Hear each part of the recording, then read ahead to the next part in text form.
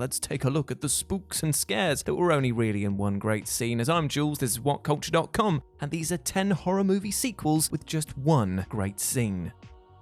Number 10. The opening credits, Child's Play 3.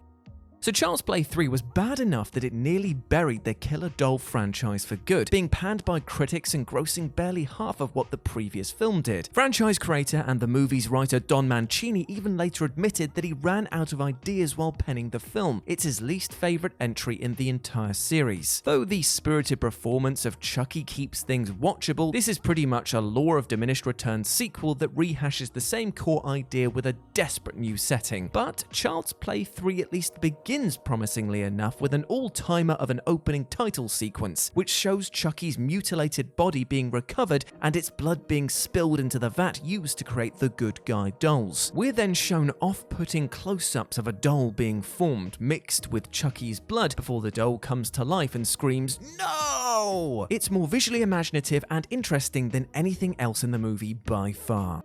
Number 9. Mrs. Bathory's Bloodhouse, Hostel Part II.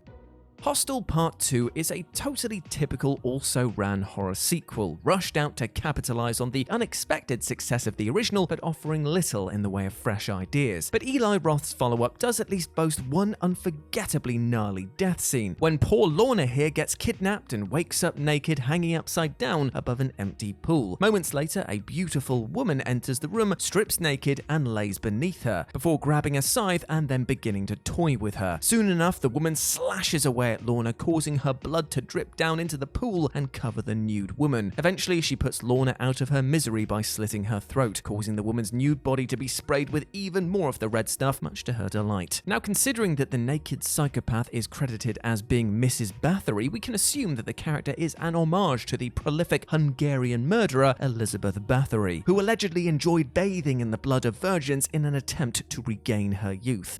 Number 8. Laurie decapitates Michael, Halloween H20, 20 years later.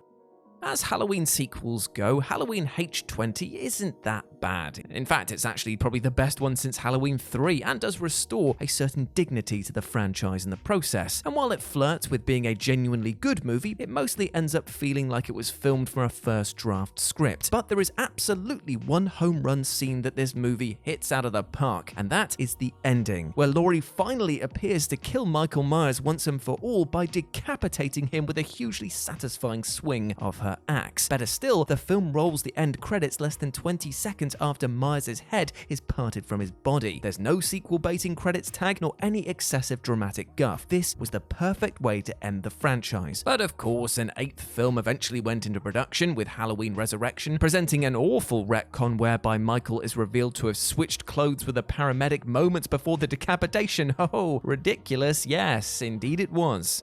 Number 7. Dealing with a Bully, Pet Sematary 2.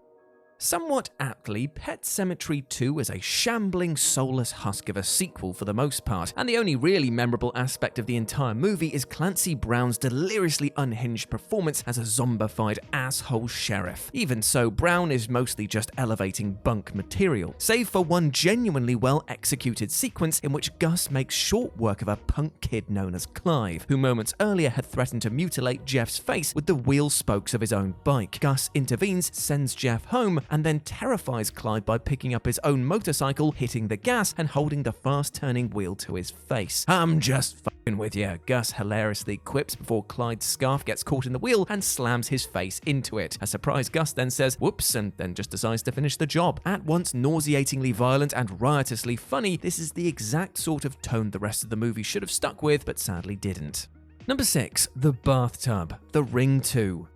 Though The Ring 2 is undeniably best remembered for its infamous CGI deer attack sequence, there is actually a single scene which approaches the artistry and imagination of the better films in the series. When protagonist Rachel is giving her son Aiden a bath, she enters the room to find water rising upwards from the tub to the ceiling. After reaching Aiden, the water falls back down to the ground, and when Rachel returns to the tub, her son appears to have transformed into the terrifying Samara. Rachel desperately attempts to drown Samara, only for her boss Max to enter and see that she's actually drowning Aiden, breaking the illusion in the process. Between the creative visuals, which still look fantastically trippy today, and the general creepiness of this set piece, this is the only scene from The Ring 2 that actually feels worthy of its predecessor. Number 5. The Hospital Jump Scare, The Exorcist 3.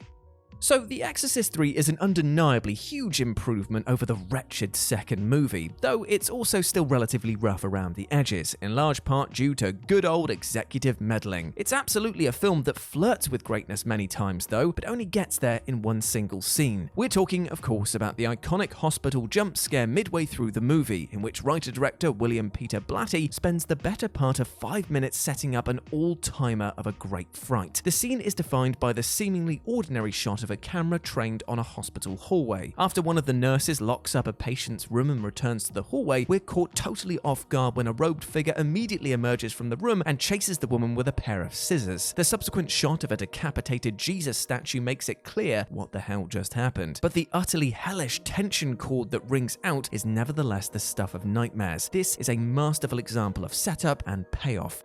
Number 4. Don leaves Alice for dead, 28 weeks later.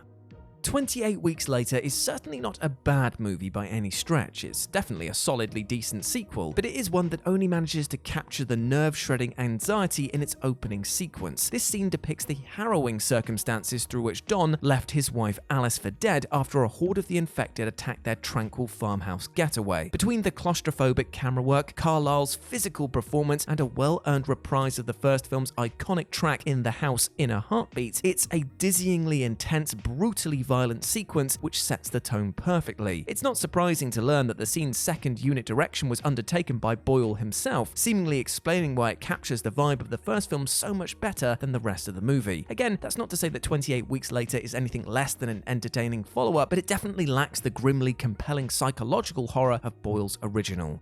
Number 3. The Pool Fight, The Strangers Pray at Night.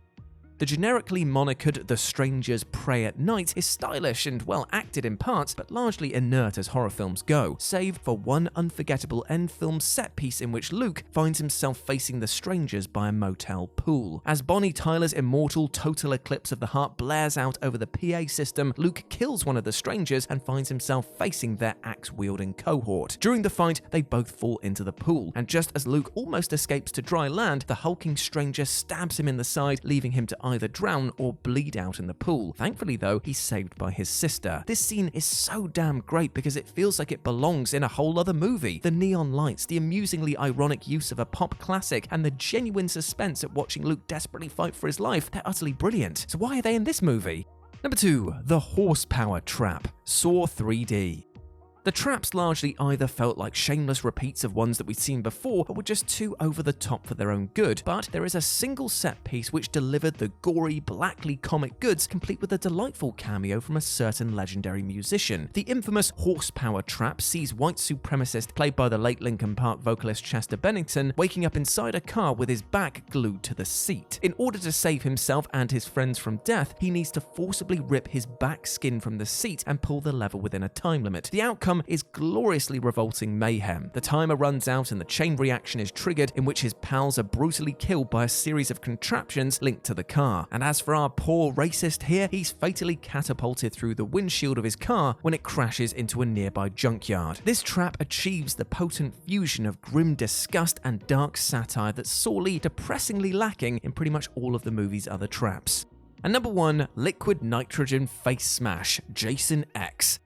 The 10th Friday the 13th film sees the franchise become a full-on parody of itself as it takes the action to space, though at least it has the good sense never to take itself too seriously. The movie is largely defined by its woefully bad dialogue, wooden performances, laughable visual effects, and wonky death scenes, but there's actually one single kill which qualifies as an all-time banger. When Jason is being autopsied by a medical intern, he wakes up and decides to shove her head in a conveniently situated vat of liquid nitrogen. Once her face has frozen, he pulls her head out and smashes it on the nearby desk, shattering her face into a pile of gory shards. Considering that the Friday the 13th series had long since given up on creative, visually interesting kills, this was an unexpected triumph, and the freezing and gore effects remain genuinely excellent even 20 years later, and is still cited by horror fans and critics alike as one of the greatest horror movie deaths of all time.